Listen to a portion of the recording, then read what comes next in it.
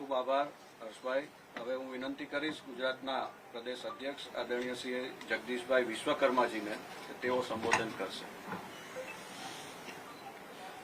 જનતા જનાર્દનનો આશીર્વાદ સાથે આજે પૂર્વથી પશ્ચિમ સુધી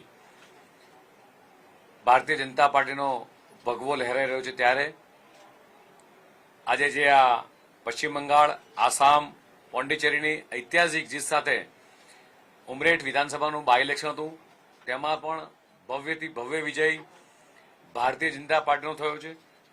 પશ્ચિમ બંગાળમાં આજે ઐતિહાસિક પરિણામ બદલ ત્યાંની જનતાનો આભાર માનું છું.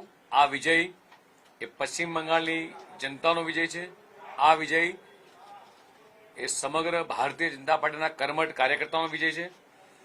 દેશના યશસ્વી પ્રધાનમંત્રી માનનીય મોદીના નેતૃત્વમાં એમની કર્મઠ શક્તિનો અને જે રીતે એ સમગ્ર દેશની 140 કરોડ જનતા માટે જે રીતે રાત દિવસ પરિશ્રમ કરી રહ્યા છે, પરિશ્રમની પરાકાષ્ઠા કરી રહ્યા છે, લોક ઉપયોગી જે કાર્યો કરી રહ્યા છે, છેવાડાના માનવીનો જે વિચાર, અંત્યોદયની વિચારધારાવાળી ભારતીય જનતા પાર્ટીનો એ સાચા અર્થમાં જ્યારે વિજય થયો છે.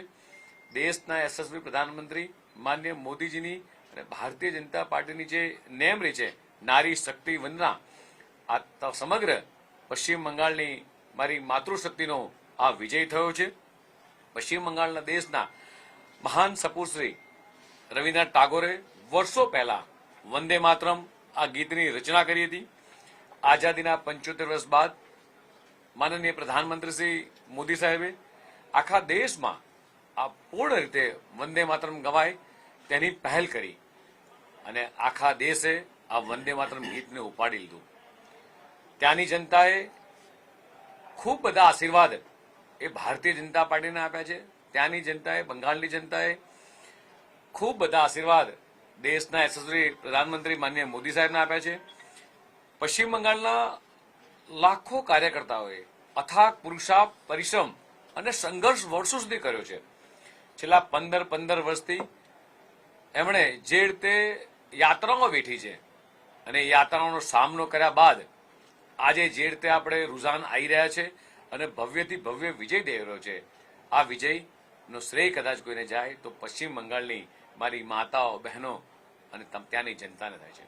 જે રીતે પશ્ચિમ બંગાળના આ તમામ કાર્યકર્તાનો હું આજે આભાર પણ વ્યક્ત કરું છું કે એમણે એ સતત સંઘર્ષ કરી વચ્ચે પણ આ વિજય મેળવ્યો છે.